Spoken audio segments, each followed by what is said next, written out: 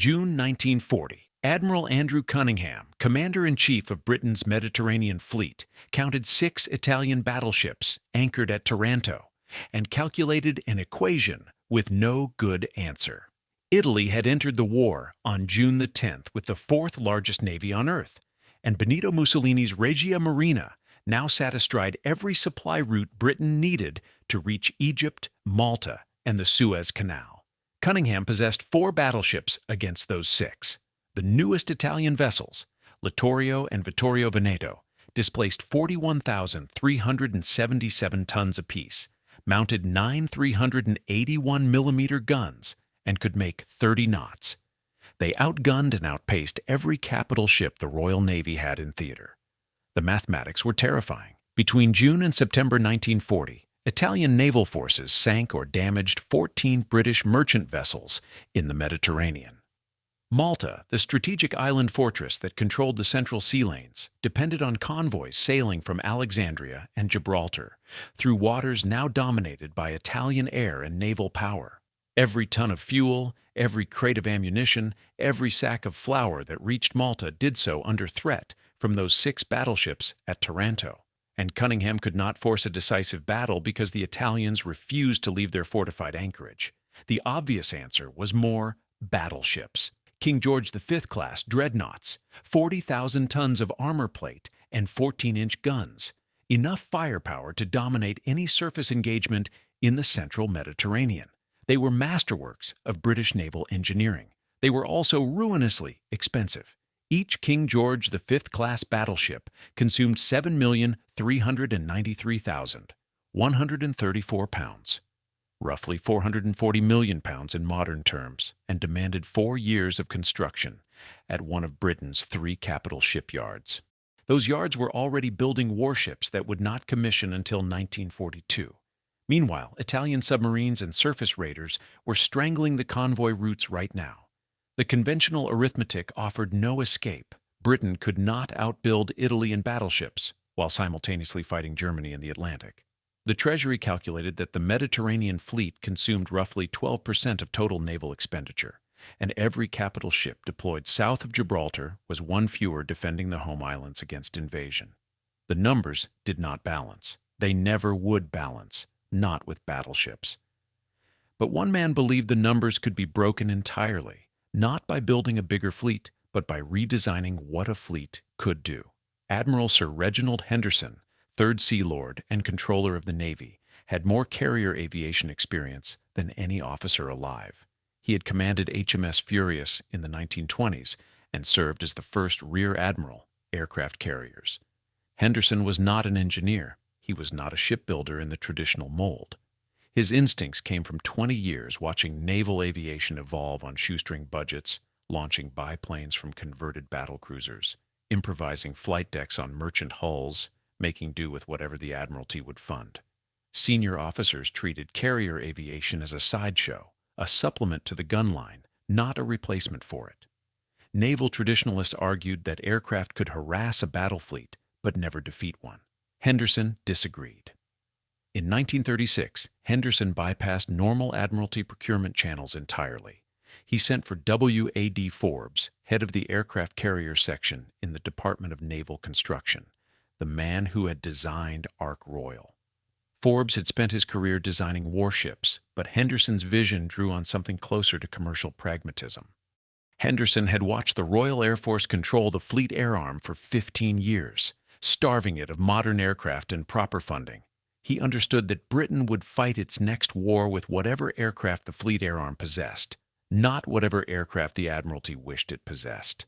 If the planes were going to be slow, fragile, and obsolete, the ship that carried them had to be indestructible. Forbes later recalled Henderson's instructions with blunt clarity. Henderson wanted a fully armored carrier with a flight deck proof against 500-pound bombs. Forbes protested that the weight of armor would slash aircraft capacity. Henderson did not care. His logic was cold. Without fighter direction radar, which did not yet exist, a carrier operating within range of land-based bombers had to survive what it could not prevent. The ship had to take hits and keep fighting. For the price of one King George V-class battleship at £7.3 million, Britain could construct two Illustrious-class carriers at £3.8 million each. For the 4 years required to build a single battleship, Vickers Armstrong at Barrow and Furness could deliver an armoured carrier in 36 months. The arithmetic was merciless.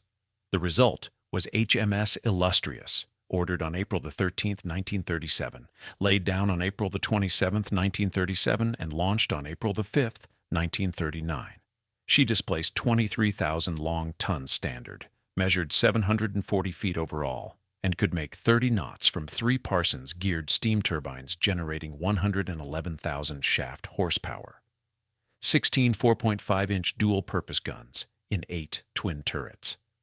48 2-pounder pom-pom anti-aircraft guns in 6 octuple mountings, a complement of 1,299 men. And at the heart of the design, the feature that drew universal contempt, the armored box hangar. 3 inches of cemented armor on the flight deck, 4.5 inches on the hangar sides, 2.5 inches on the hangar floor. Forbes used the armor plate itself as structural strength material, eliminating the need for backing and saving enough weight to make the concept work on 23,000 tons. The armor came from the Vitkovich Mining and Iron Corporation in Czechoslovakia because Britain's own steel mills, atrophied under Washington Naval Treaty restrictions, could not roll plate of sufficient quality fast enough. Workers at Barrow and Furness bolted and welded these Czech plates into a continuous armored shell, hammering hot rivets into pre-drilled holes. The ring of pneumatic guns echoing across the yard for months. The deck armor alone weighed approximately 1,500 tons. Every additional pound of steel above the waterline was a pound that could not be allocated to aircraft fuel or hangar space. The trade-off was savage. Illustrious carried 36 aircraft in a single enclosed hangar measuring 456 feet by 62 feet by 16 feet. The American Yorktown class carried 80 to 90. Japanese carriers like Shokaku carried 72 plus 12 reserves. Senior officers hated it. Captain Dennis Boyd, Illustrious's first commanding officer, described the fury. They believed they were building the Navy of the past instead of the Navy of the future. Every foreign navy carried more aircraft per ton of displacement. Illustrious looked pathetic by comparison. Compare that to HMS Jackal, a J-class destroyer laid down at John Brown and Company, Clydebank, on September 24, 1937. Her construction required Parsons-geared turbines from specialist foundries in Newcastle, fire control systems calibrated to tolerances measured in thousandths of an inch, and Vickers 4.7-inch guns machined at Barrow.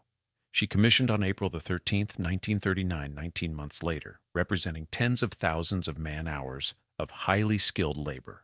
1,773 tons, 36 knots, 6 4.7-inch guns, 10 torpedo tubes, a crew of 183. HMS Jackal outperformed Illustrious's Swordfish biplanes in every measurable category of speed and armament. She was also one destroyer, and destroyers could not reach 6 Italian battleships anchored in a defended harbor surrounded by 101 anti-aircraft guns, 22 searchlights, and barrage balloon cables.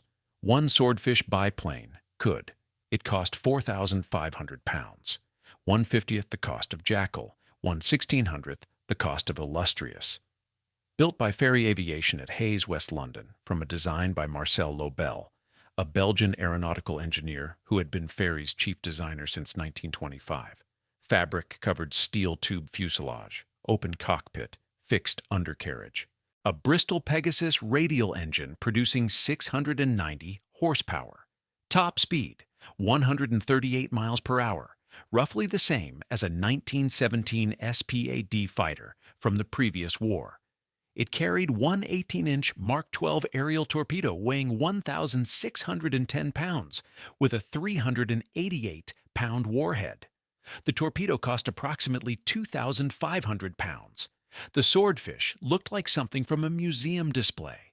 Its crews called it the Stringbag, not as an insult, but with the grim affection sailors reserved for ugly things that worked. 2,396 were built during the war, 692 by Fairey at Hayes, and 1,699 by Blackburn Aircraft at Sherburne in Elmet. Production ran until August 1944. The Swordfish outlived its intended replacement, the Fairey Albacore, a monoplane that entered service later and was retired sooner. What made the Swordfish deadly at Taranto was precisely what made it look pathetic everywhere else.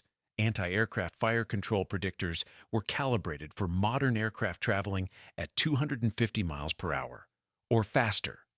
The Swordfish approached at 120. Shells burst ahead of it, consistently. Italian gunners on the cruiser Gorizia reportedly attempted to depress their weapons far enough to track aircraft flying at 30 feet above the water. The gun mounts physically could not reach that angle, and the fabric skin meant that impact-fused shells designed for metal aircraft passed clean through without detonating. The Fleet Air Arm was also the only naval air arm in the world that trained its crews for night torpedo attacks. No other navy possessed this capability. For the price of one J-class destroyer, Britain could build 55 Swordfish. For the price of one Italian battleship, Britain could build 1,400. Cold logic.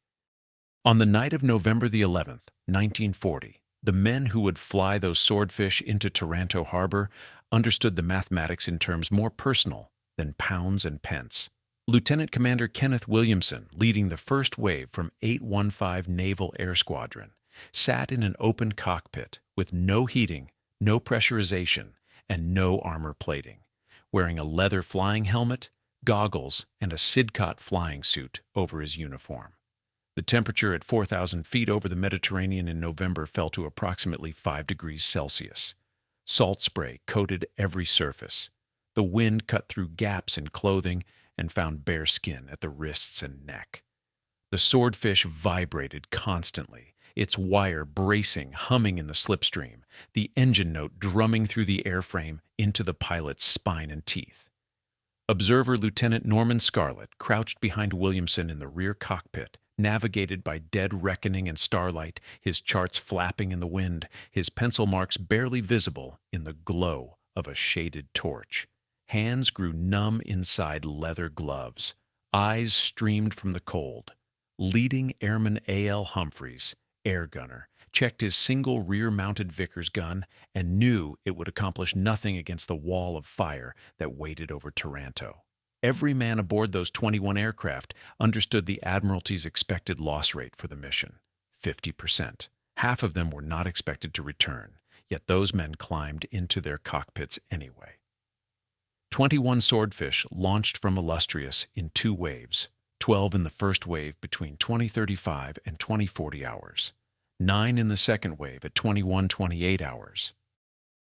Their target, the entire Italian battle fleet at anchor, protected by 27 barrage balloons, anti-torpedo nets covering 4.2 kilometers of the 12.8 required, 101 guns, 193 machine guns, and 13 acoustic listening stations. No radar, no night fighters. The kill statistics were obscene. 11 torpedoes dropped. 3 struck Littorio, Italy's newest and most powerful battleship, tearing holes of 49 by 33 feet, 39 by 30 feet, and 23 by 5 feet in her hull. She settled by the bow onto the harbor floor. 1 torpedo struck Conte di Cavour, blasting a 39 by 26-foot hole below the waterline. She sank. 1 torpedo struck Caio Duilio, opening a 36 by 23-foot hole that flooded both forward magazines. She grounded in the shallows to avoid sinking entirely. 3 capital ships crippled. Half the Italian battle fleet eliminated in 65 minutes. Britain lost 2 Swordfish. 2 aircrew killed, Lieutenant G.W.L.A. Bailey and Lieutenant H.J. Slaughter, shot down by anti-aircraft fire from the heavy cruiser Gorizia. 2 captured, Williamson and Scarlett, pulled alive from the harbor, where their aircraft crashed after torpedoing Conte di Cavour. November the 11th, 1940. 22:56 hours. Lieutenant Commander Williamson pushed his Swordfish into a shallow dive toward the Mar Grande anchorage. descending through a lattice of tracer fire and searchlight beams. Italian gunners fired 13,489 shells from land batteries alone. The fire control predictors were calibrated for aircraft traveling at 250 miles per hour or faster. The Swordfish approached at 120. Shells burst consistently ahead and above. Williamson leveled at roughly 30 feet above the water, aimed for the dark shape of Conte di Cavour at a range of approximately 700 yards, and released his torpedo. The 18-inch Mark 12 ran true, struck the battleship below the waterline on the starboard side forward, and detonated with 388 pounds of TNT. The blast tore a hole large enough to drive a lorry through. 27 Italian sailors died in the explosion. Conte di Cavour began flooding immediately. Williamson's Swordfish, raked by close-range machine gun fire from the ship he had just mortally wounded, caught fire and crashed into the harbor. Williamson suffered a shattered shin. Scarlett was uninjured. Both were hauled from the water by Italian dock workers. Williamson received the Distinguished Service Order. Conte di Cavour never fought again. She was raised in June 1941 and towed to Trieste, but repairs remained incomplete when Italy surrendered in September 1943. A single torpedo costing 2,500 pounds had permanently destroyed a battleship worth approximately 1.8 million pounds in reconstruction value alone. If you've made it this far, you'll like what's coming next. Subscribe so you don't miss it. The final accounting strips away any remaining doubt about what Taranto proved. Britain expended 2 Swordfish worth 9,000 pounds combined. 11 torpedoes worth approximately 27,500 pounds. Bombs, flares, and aviation fuel worth perhaps 3,000 pounds. Total direct cost of the attack, roughly 39,500 pounds. Italy lost 3 battleships from active service. Littorio returned after 4 months of repairs. Caio Duilio returned after 7 months. Conte di Cavour never returned. The combined value of the 3 damaged vessels, counting only the Littorio-class construction cost, and the reconstruction costs of the 2 older ships, exceeded 12 million pounds. Using the most conservative figures, Britain achieved a return of approximately 300 to 1. A single torpedo achieved 720 to 1 against Conte di Cavour. Where did that asymmetry lead? Admiral Domenico Cavagnari, Italy's chief of naval staff, was forced to resign on December 8, 1940. His replacement, Admiral Arturo Riccardi, inherited a fleet that had lost its nerve. The surviving Italian battleships withdrew from Taranto to Naples, roughly 300 miles further from the central Mediterranean sea lanes. Taranto was never used as a major fleet base again. The Mediterranean fleet could now operate in 2 independent task groups instead of concentrating against a numerically superior force. Cunningham detached battleships for Atlantic duty, supporting the hunt for surface raiders. He wrote with characteristic understatement that the Taranto show had freed their hands considerably. He did not think the remaining Italian battleships would face his fleet, and if they did, he was prepared to take them on with only 2 of his own. Where did those freed resources go? The Battle of Cape Matapan, on March 28, 1941, cost Britain roughly 500,000 pounds in ammunition and fuel, but destroyed 3 Italian heavy cruisers and 2 destroyers, establishing permanent British naval dominance in the eastern Mediterranean. The Malta convoy campaigns that kept the island fortress alive consumed an estimated 40 million pounds across 1940 and 1941. The North African supply operations that sustained the Eighth Army required naval escorts worth tens of millions in total expenditure. Operation Torch, the invasion of North Africa in November 1942, depended on the Mediterranean naval balance that Taranto had established 2 years earlier. These operations, the strategic efforts that prevented Axis domination of the Mediterranean and North Africa, cost hundreds of millions of pounds combined. Taranto did not merely damage 3 battleships. It unlocked strategic flexibility across the entire theater at a cost of 39,500 pounds. Consider the alternative. Suppose Britain had attempted a conventional surface engagement against the Italian fleet at Taranto. The harbor sat at the heel of the Italian boot, protected by coastal artillery batteries, minefields, submarine patrols, and land-based air cover from Regia Aeronautica squadrons stationed across southern Italy. Any approaching British surface force would be detected by Italian reconnaissance aircraft hours before reaching gun range. The element of surprise, which was everything at Taranto, would evaporate entirely. Such an action would require committing at least 3 battleships worth over £22 million combined, plus cruiser and destroyer escorts worth millions more against a fortified harbor bristling with coastal artillery, minefields, and torpedo boats. The last time a modern fleet had forced a defended harbor, the Dardanelles in 1915, it cost 3 capital ships sunk and 3 more crippled, and the campaign ended in catastrophic failure.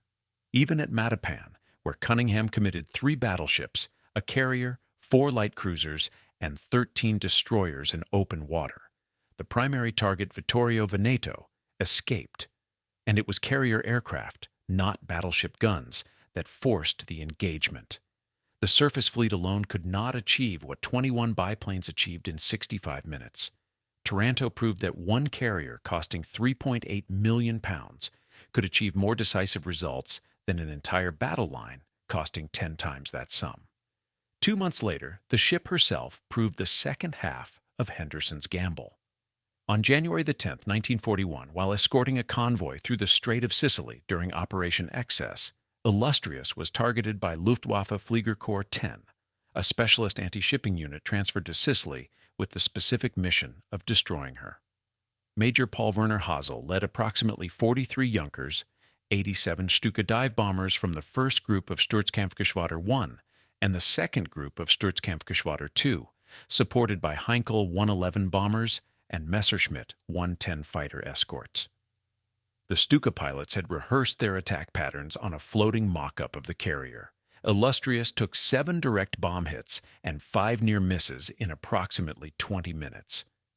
550-pound fragmentation bombs, 1,100-pound armor-piercing bombs. At least one 2,200-pound weapon that exceeded the design threshold by more than 4 times. 126 crew died, 91 were wounded. The afterlift was wrecked. The forward lift buckled. Fires raged through the hangar. The steering jammed repeatedly. The armored flight deck held. Only one bomb penetrated the 3-inch armor, the 2,200-pound weapon, and even that bomb's blast was contained within the armored box, unable to reach the machinery spaces or magazines below. The 500-pound bombs that struck the armor plate did not penetrate at all. The main engines ran perfectly. Illustrious reached Malta under her own power that evening, her hull reportedly glowing orange in the darkness from internal fires. She was repaired sufficiently to slip out of Malta on January the 23rd and eventually reached Norfolk Navy Yard in the United States for a full rebuild. Had she been built to the American or Japanese pattern with open hangars and wooden flight decks, those 7 hits would have turned her into an inferno. At Midway in 1942, Akagi died from 2 bomb hits. Soryu died from 3. Kaga died from 4. Illustrious absorbed 7 and sailed on. Henderson had been dead for 18 months by then, killed by overwork in 1939. He never saw the armored deck vindicate his design. Forbes never received public credit. The pathetic carrier with its pitiful air group. The ship that every foreign navy mocked for carrying 36 aircraft when others carried 90, had crippled half the Italian battle fleet. Survived the most concentrated dive-bombing attack of the Mediterranean War and proved the aircraft carrier as the decisive capital ship of the 20th century. 13 months after Taranto, on December the 7th, 1941, the Japanese Navy attacked Pearl Harbor using 6 carriers and 353 aircraft, many armed with torpedoes modified for shallow water operations that paralleled British innovations. Lieutenant Commander Takeshi Naito, Japan's assistant naval attaché in Berlin, had visited Taranto in December 1940 to study the British methods.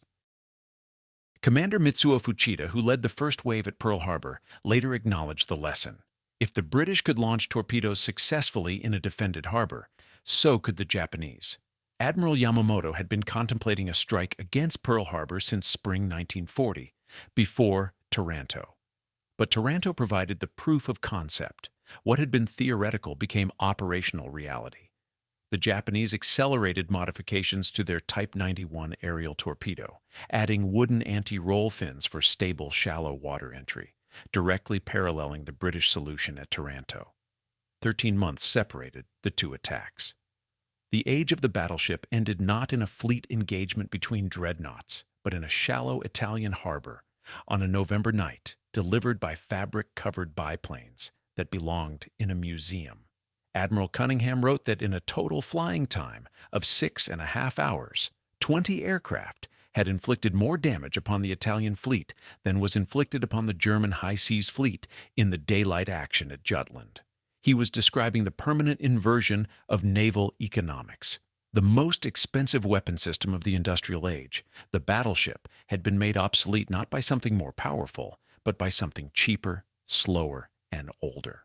The weapon that changed naval warfare was not the most advanced machine afloat. It was the cheapest one that could reach the target. And reaching the target in war is the only capability that counts.